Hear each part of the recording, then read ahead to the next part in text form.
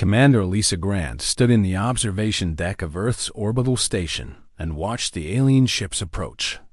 They were massive, but not in a threatening way. The ships moved with purpose and control, like they owned every inch of space around them. Behind her, Admiral Jacob Cooper reviewed the initial message again.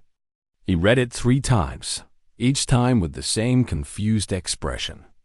"They want us to join something called the Galactic Council," Cooper said. His voice was steady, but Lisa could hear the doubt in it. "They say we will receive instant access to advanced technology, medicine that can cure any disease, energy sources that could power our entire civilization for 10,000 years. All we have to do is sign an agreement." Lisa did not turn from the window. She continued to watch the ships. They were beautiful in their own way, with curved surfaces that caught the light from Earth's sun. She had seen the message too. Everyone had seen it. The aliens had broadcast it to every nation on Earth simultaneously in every language that humans spoke. There was no hiding it. The entire world knew that humanity was not alone anymore. "Did you read the fine print?" Lisa asked. "I did," Cooper said. "That is where things get strange." Dr. Marcus Hill entered the observation deck carrying a tablet. He was the chief scientist, the man who understood technology better than anyone else on the station. His face was red from thinking too hard about the problem. He placed the tablet on the table and showed them the parts of the agreement he had marked in red.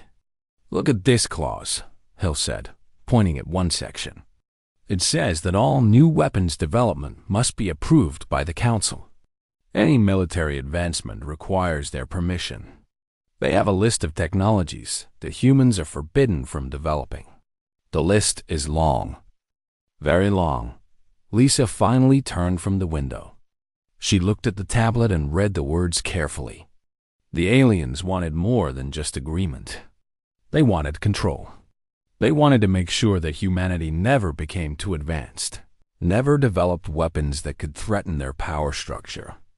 "And this section," Hill continued, pointing to another area. "It says that if any member species chooses to leave the Council, they lose all access to Council technology. They also lose protection from Council military forces. They become alone in the galaxy." Cooper leaned back in his chair. He was a military man, trained to think about power and control. He understood what this agreement really meant. It was not an offer of friendship. It was an offer of slavery wrapped in the language of cooperation. "They have no idea what humans are like," Lisa said quietly. "They think we will accept this because they have better technology. They think everyone wants to join them." Over the next few hours, the communication channels between Earth and the Council ships remained open. The aliens sent more details about their offer. They explained how the Council had existed for over 10,000 years. It controlled more than 10,000 worlds. Every species in the Council had access to the same technology. Every species lived in peace because the Council maintained order and prevented wars. The message seemed logical. It seemed reasonable. It seemed like the best possible outcome for a young species like humanity. But Lisa and Cooper had read the fine print. They understood that the Council's peace came from control, not cooperation. "We need to bring this to the world governments," Lisa said. "This is too big for us to decide alone." The United Nations held an emergency session. Representatives from every nation came together in the chamber. Lisa presented the agreement to them. She showed them the clauses that limited human freedom. She explained that accepting this agreement would mean the end of human independence. They would become a member of a vast structure that controlled every important decision. The debate lasted for hours. Some nations wanted to accept the offer immediately. The technology alone could solve poverty, disease, and energy problems. Other nations opposed it fiercely. They remembered the history of colonialism, when more powerful groups had come to control weaker ones. They saw the same pattern in the Council's agreement. Finally, the Secretary General of the United Nations made a statement. It was broadcast to the alien ships and to every person on Earth. "The people of Earth are grateful for the offer of the Galactic Council," he said. "But we must decline. We believe that freedom and independence are more important than technology. We want to build our own future, even if it takes us longer. We want to make our own mistakes. We want to remain free. Therefore, on behalf of the entire human race, we say no to this agreement." The silence that followed was absolute. In the observation deck of the orbital station, Lisa, Cooper, and Hill stood together and watched the alien ships. For a long moment, nothing happened. Then the ships sent back a message. The aliens sounded confused, almost shocked. "Your response is unexpected," the message said. "The Galactic Council has never encountered a species that refuses membership. We believe you have not fully understood the benefits we are offering. We will return with a better proposal. We will make an offer that you cannot refuse." Lisa looked at Cooper and smiled. She had a feeling that the aliens were about to learn something important about humanity. They were about to learn that humans valued freedom more than comfort. They were about to learn that humans would choose independence over security. They were about to learn that some species could not be bought, controlled, or threatened into submission. The age of humanity's isolation was over. The age of humanity's choice was beginning. 2 weeks passed after humanity's first refusal. The alien ships did not leave. Instead, they sent down a delegation to Earth itself. Ambassador Kevin Walsh was chosen to meet them. He was a skilled diplomat who had negotiated with every powerful nation on Earth. He knew how to listen. He knew how to find common ground. The council representatives did not understand that this time there was no common ground to find. The meeting took place in a neutral location, a building specially prepared for first contact. The Zephyr Collective sent 3 representatives. They were strange to look at. Their bodies seemed to shift slightly, like they were not entirely solid. Their voices came from nowhere and everywhere at the same time. But their message was clear and direct. "We have analyzed your rejection," one of the Zephyr said. "We believe you simply did not understand the offer. We now present an improved proposal. This new offer includes not just technology, but also cultural protection. You may keep your languages, your traditions, your ways of life. The Council will not interfere with these things." Kevin listened politely. Then he asked a question that had been bothering him since the beginning. "Why are you so interested in us?" He asked. "We are a young species. We have only recently developed space travel. We are not advanced. We cannot offer you anything that you do not already have." The Zephyr representatives seemed to make a sound like communication among themselves. Then one answered. "Every species that develops the ability to leave their world is a potential threat," the Zephyr said. "This is why the Council exists. To bring young species under unified control. To prevent wars that might harm the development of the galaxy.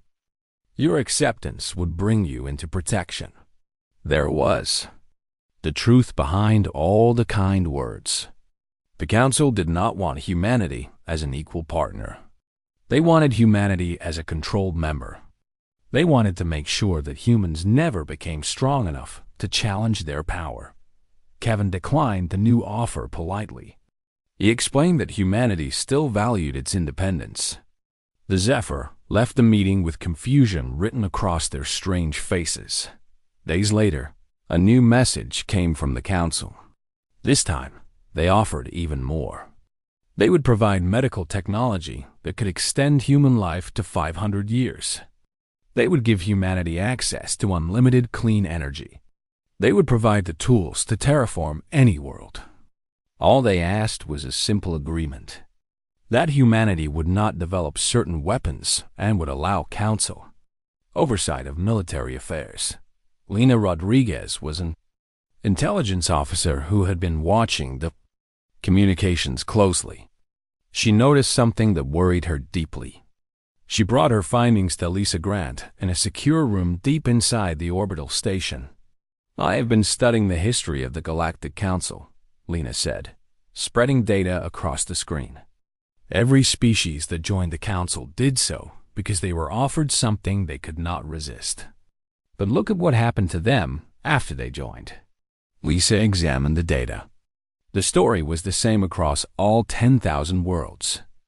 Species that had been independent, creative, and ambitious gradually became dependent on Council technology. They stopped developing their own solutions. They stopped creating new inventions. They stopped thinking of themselves as independent civilizations. They became parts of a larger machine, thinking only what the Council wanted them to think, doing only what the Council wanted them to do. "The Council does not rule through force," Lena explained. "They rule through dependency. They make you need them so badly that you cannot imagine life without them. Then they own you." This information spread through the human government quickly. The people of Earth understood now. They were not just rejecting an offer. They were rejecting a trap. A very well-designed trap, but a trap nonetheless. The Council sent new proposals every few days. Each one was more generous than the last. Each one included more technology, more promises, more benefits. But each one also contained the same basic requirement. Humanity must accept Council control over military development. Humanity must agree to Council authority in important decisions. With each rejection, the confusion on the alien side grew deeper. Messages came back with increasingly desperate tones. The Zephyr Collective could not understand how any species could refuse such offers. They began to study human psychology in detail. They sent teams of researchers to Earth to interview humans and try to understand human motivation. But what the Council did not understand was this. Humans had lived through history. Humans had experienced colonialism. Humans had seen what happened when one group held power over another. Humans understood that freedom was worth more than comfort. Humans understood that independence was worth more than convenience. And something else happened. News of humanity's refusal spread across the galaxy. Other species began to hear about the strange new humans who had said no to the Galactic Council. Some species found this inspiring. Some species found it terrifying. But all species found it interesting. Species that had been part of the Council for thousands of years began to wonder. If these young humans could refuse the Council, why could they not refuse? What would happen if other species began to question the Council's authority? What would happen if the galaxy learned that membership in the Council meant the loss of true freedom? The Keltorians, an ancient species that had served the Council for over 5,000 years, sent a private message to the human delegation. They asked for a meeting. They wanted to understand how a species so young and so weak could stand against the most powerful structure in the galaxy. Kevin Walsh received the message and smiled. He understood then that humanity's refusal was doing something far more important than protecting humanity. It was inspiring the galaxy to ask hard questions about power, control, and freedom. The Council had no idea what was coming. 3 months had passed since humanity's final rejection of the Council's offer. The alien ships were still in Earth's orbit, but they were no longer active. They floated silently, like the Council was thinking about what to do next. Something was happening in the wider galaxy, something that would change everything. The Keltorians had been listening to the entire negotiation between humanity and the Council. They were an ancient species, older than most of the Council members. For 5,000 years, they had served the Council without question. They did what the Council asked. They voted how the Council wanted them to vote. They believed what the Council wanted them to believe. But they had heard Lisa Grant's final message. They had heard a young species explain why independence was worth more than comfort. And something inside the Keltorians began to change. Their leader, A being called Keeper Voss made a decision that shocked everyone. The Keltorians sent a message to the human delegation. They requested a meeting, but not with council approval. They requested a secret meeting, away from the council's observation. Ambassador Kevin Walsh accepted the invitation. He traveled to a meeting point in deep space, far away from any council station. There, he met with Keeper Voss and 3 other ancient Keltorians. The Keltorians looked at Kevin with eyes that had seen 5,000 years of history. They looked at him with something that Kevin recognized immediately. They looked at him with hope. "We want to understand," Keeper Voss said. "How can a young species be strong enough to refuse the most powerful force in the galaxy? Where does this strength come from?" Kevin thought carefully before answering. He understood that his answer could change history. "The strength comes from belief," Kevin said. "We believe that we are the masters of our own fate. We believe that we have the right to make our own choices. We believe that freedom is worth any price. This belief is stronger than any weapon. This belief is stronger than any technology. This belief is stronger than any force that the Council can bring against us." Keeper Voss made a sound that might have been a sigh. "For 5,000 years, I believed the Council when they said that independence was dangerous. I believed them when they said that unified control was the only way to achieve peace. But listening to you speak, I realized something. I realized that I have been living in a prison. And I did not even know it was a prison, because the bars were made of comfort and security instead of metal and locks." Within days, other species began to make contact with the human delegation. The Zypherian Council of Merchants sent a message. For 3,000 years, they had been forced to trade only with other council members. They wanted to know if they could trade with humans. They wanted to know if humans could help them break free from council restrictions. The Soulstone Collective, a species of connected consciousness, sent a different message. They asked if they could learn how humans maintained individual identity while still being part of a larger group. The Council had always pushed them toward complete unity, complete loss of self in the group mind. But humans showed them that you could be part of something larger and still remain yourself. The ripples were spreading. The Galactic Council's control was beginning to crack. Commander Lisa Grant received reports of these communications. She understood the danger immediately. She called an emergency meeting with Admiral Jacob Cooper and Dr. Marcus Hill. "The Council is going to see this as a threat," Lisa said. "They are going to think that we are trying to break their power. They might decide that we are too dangerous to allow to exist." "Let them think that," Cooper said. "We do not fear them. We have chosen our path. Whatever comes next, we face it together." But the Zypherian fleet commander was indeed thinking about threat.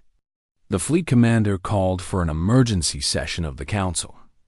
The commander stood before the Supreme Chancellor and made a direct accusation. "The humans are working to destroy the Council," the fleet commander said. "They are using their philosophy of independence to turn other species against unified control. They must be contained. They must be controlled. Or they must be destroyed before they destroy us." The Supreme Chancellor looked at the fleet commander with something close to pity. "The humans are not attacking us," the Chancellor said quietly. "They are simply being themselves. And other species are choosing to listen to them. That is something far more dangerous than any military threat. That is the threat of an idea. And you cannot fight an idea with weapons." But the fleet commander did not believe this. The fleet commander began to move military forces toward human space. The Council was divided. Some members wanted to stop the fleet commander. Others thought the fleet commander was right to act. The Council's unity was fracturing when the news reached Earth. Kevin Walsh immediately sent a message to every species that had contacted them. He made a simple declaration. "Humanity has no desire to harm the Galactic Council. We have no desire to conquer anyone or control anyone. We only want to be free. But we will not accept containment. We will not accept control. If the Council chooses to attack us, we will defend ourselves. But we will not be the ones who start this war. We ask only for the right to exist on our own terms. This message spread across the entire galaxy. Species that had been thinking about leaving the Council now had to make a decision. They had to choose between the safety of Council membership and the freedom of independence. The Kaltorians chose first. They sent a message to the Council announcing that they were leaving. They were no longer bound by Council authority. They were forming an independent alliance with humanity. The Zypherian Fleet Commander received new orders from the Supreme Chancellor. The orders were to stand down, to not attack humanity. The Fleet Commander refused. The Fleet Commander declared that the Council was no longer the rightful government of the galaxy. The Fleet Commander was now an independent power. What the Fleet Commander did not expect was that very few Council members supported this rebellion. The Council was powerful, but they had ruled for so long through careful control that they had forgotten how to rule through respect. When species were given the choice between control and freedom, most of them chose freedom.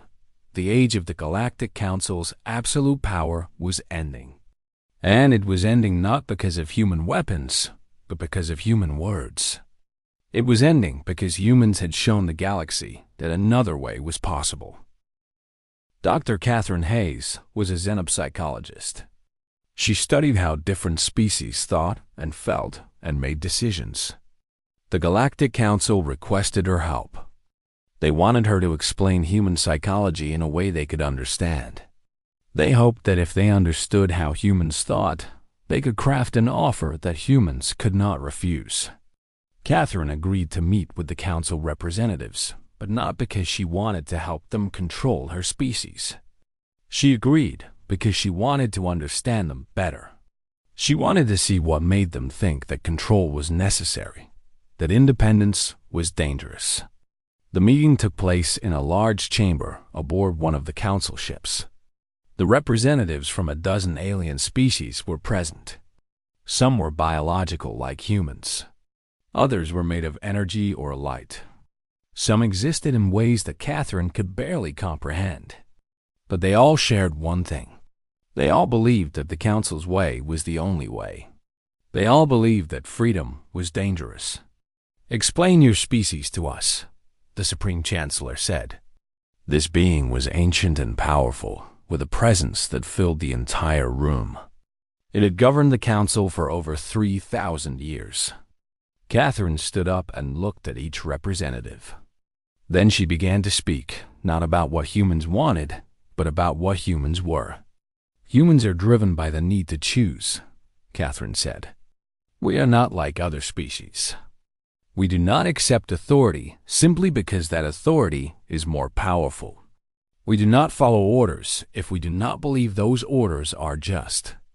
We have a deep need to determine our own future, even if that future is uncertain and difficult." "This is irrational," one of the Council members said. "By accepting the Council's guidance, you would be safer, more prosperous, more secure. Why would you choose danger and uncertainty?" "Because we are human," Catherine replied. "To take away choice is to take away our humanity. You can offer us anything, but if we did not choose it ourselves, it means nothing to us.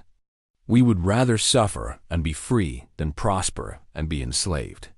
The Supreme Chancellor was silent for a long time. Catherine could not read its expression, but she could sense its frustration. "If we cannot make an offer that satisfies you, then what do you want?" the Chancellor asked.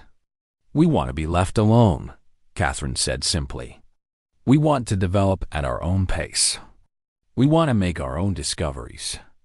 We want to succeed or fail based on our own efforts. We do not want the Council's technology if it comes with the Council's control. We do not want security if it means the loss of freedom." The Council representatives began a silent communication among themselves. Catherine waited. She had said what needed to be said. She had explained something that they simply could not understand. To beings who had lived under unified control for thousands of years, the human desire for independence seemed insane. But Catherine understood something else. She understood that the Council's fear was real. They were afraid of independent species because they believed that independence always led to chaos. They believed that if everyone did what they wanted, war and destruction would follow. They could not imagine that diverse species could coexist without central control. Over the following weeks, the Council tried a different approach. They sent teams of scientists and engineers to Earth. These teams offered to teach humans their technology directly. They offered to work alongside human scientists to develop new solutions to old problems. They thought that if humans experienced the benefits of Council cooperation, they would choose to join. But something unexpected happened. The human scientists learned from the Council representatives, and then the Council representatives learned from the humans. The humans taught them new ways to think about problems. The Council had relied on technology so much that they had stopped thinking creatively about basic principles. Humans solve problems differently. Humans found solutions that the Council had never considered because humans were forced to work with limited resources. The Council representatives reported this back to their leadership. The Supreme Chancellor was puzzled. Humans were supposed to be less advanced, less intelligent, less capable. But humans were solving problems in ways that no Council species had solved them in thousands of years. One of the Council members, a being called the Zypherian Fleet Commander, became concerned. This commander controlled a massive military force. The commander began to worry that humans might become a threat. The commander proposed something dangerous. The commander suggested that humanity be contained, prevented from developing too quickly, or be eliminated entirely before they became too powerful. This proposal caused a massive argument within the Council. Some members agreed with the fleet commander. Others opposed the idea. The argument lasted for days. Eventually, the Supreme Chancellor made a decision. The Council would make one final offer to humanity. This offer would be so generous, so complete, so beneficial that no rational species could refuse it. Lisa Grant received a new proposal from the Council. She read it with Admiral Cooper and Dr. Marcus Hill. The offer was indeed extraordinary. It included everything the Council had offered before, plus access to any technology that humans wanted, plus a guaranteed position on the Council's decision-making body. Humans would have a voice. Humans would have influence. But there was still one condition. Humanity would accept the Council's authority on military matters. Humans would not develop weapons without permission. Lisa made a decision that surprised everyone. She requested a direct communication with the Supreme Chancellor. She wanted to speak to the leader of the Council herself. When the communication link opened, Lisa did not hesitate. She looked directly at the consciousness before her and spoke with absolute clarity. "Your proposal is generous and kind," Lisa said, "but it is still built on the same false belief.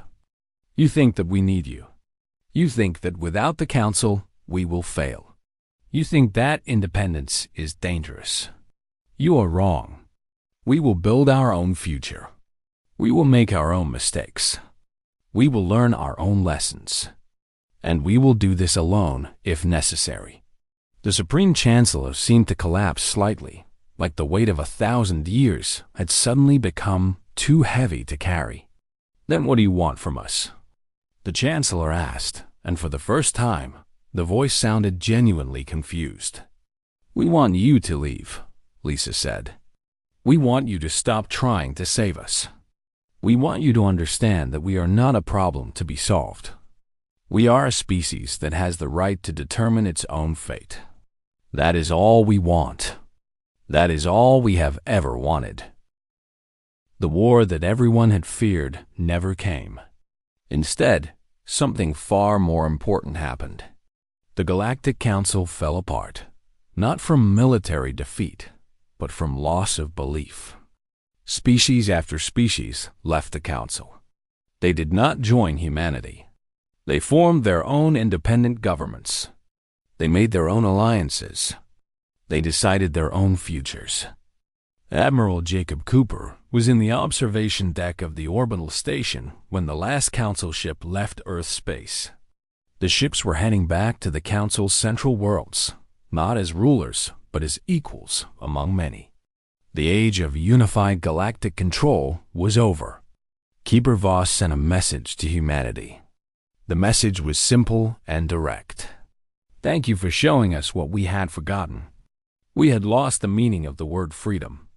You have given it back to us. Ambassador Kevin Walsh worked for months on a new agreement. This agreement was different from anything the Council had ever created. It did not demand loyalty or obedience. It did not require one species to accept the authority of another. Instead, it created a framework where diverse species could work together while maintaining complete independence. The agreement was called the Covenant of Choice. Every species that joined was free to leave at any time. Every species had an equal voice in shared decisions. No species could be forced to join any conflict or follow any orders they did not believe in. The covenant was built on one simple principle: the right of each species to determine its own future. Dr. Catherine Hayes gave a presentation to the representatives of 100 different species. She explained how humans had always valued this principle of choice. She explained that humans had fought wars against each other throughout their history over the right to make their own decisions. She explained that humans understood something that many advanced species had forgotten.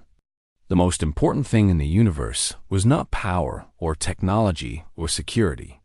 It was freedom. The Kaltorians were the first to sign the Covenant of Choice. The Zypherian merchants followed. Within weeks, 100 species had signed. The galaxy was changing. The galaxy was becoming something new. But not everyone was happy about this change. The Zypherian fleet commander had declared independence from the Council and from the Covenant. The fleet commander controlled a large military force, and the fleet commander refused to accept that an idea could be more powerful than weapons. The fleet commander gathered remaining Council loyalists and declared war on the Covenant members. The fleet commander attacked 3 Kaltorian colonies. The Kaltorians sent an emergency message to humanity. Lisa Grant received the message in the middle of the night. She called an emergency session with Admiral Cooper. The decision in front of them was simple but profound. Humanity could help the Kaltorians, or humanity could stay neutral and let other species solve their own problems.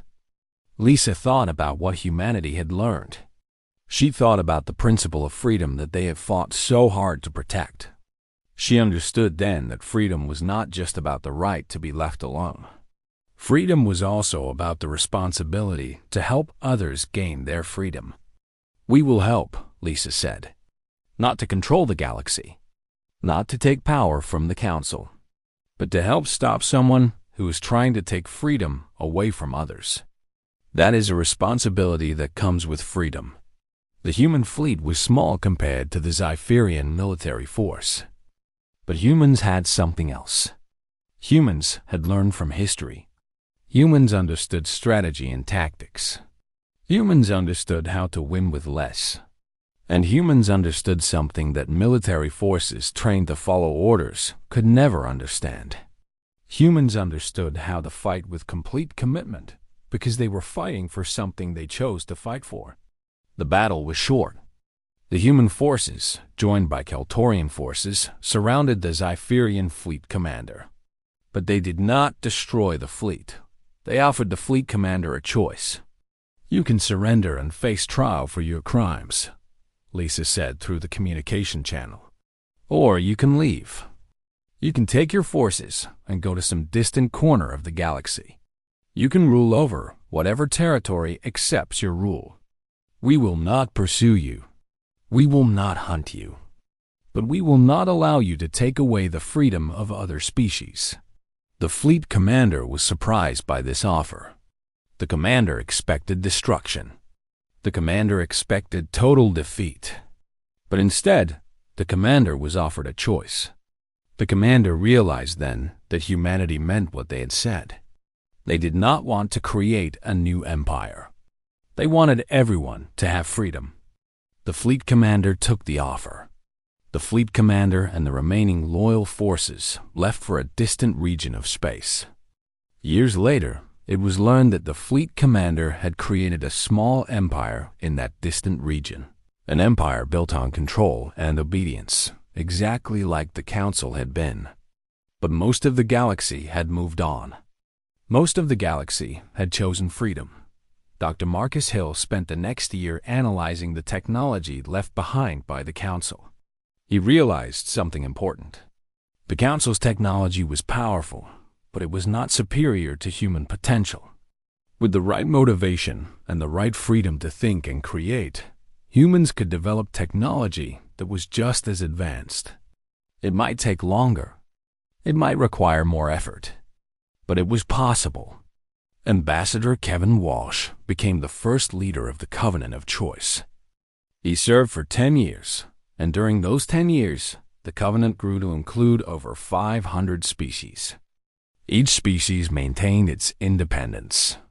Each species maintained its unique culture and traditions. But together, they created something that the Galactic Council had never been able to create. They created genuine peace based on mutual respect and shared values, not on control and fear. The Supreme Chancellor of the old Galactic Council lived long enough to see this new order take shape. Near the end of the Chancellor's life, the Chancellor sent one final message to humanity. "I have ruled for 3,000 years," the message said. "I have controlled the most powerful force in the galaxy. I have brought peace to 10,000 worlds. But I realize now that this peace was a lie. It was built on the foundation of taking away the most important thing any being can possess: the right to choose. You have taught the galaxy something I could never teach it. You have taught the galaxy that true peace comes not from control, but from respect. You have taught the galaxy that a young species, less advanced than we are, can be more wise than we are. For this, I am grateful." Lisa Grant read this message in her office aboard the orbital station. She was no longer the commander. She was now the human representative to the Covenant of Choice. She had aged over the years. Her hair had turned gray. Her face showed the weight of the decisions she had made. But she smiled when she read the Chancellor's words. "We did it," she said to herself. "Not through weapons, not through conquest, but through the simple, stubborn human belief that freedom matters more than anything else." And somewhere in the vast darkness of space, surrounded by the ships of 100 different species, all of them independent, all of them free, all of them choosing to work together, Lisa Grant understood that humanity had given the galaxy something more valuable than any technology could ever be. Humanity had given the galaxy hope. Humanity had shown that change was possible. Humanity had proven that the future belonged not to the strong, but to the free.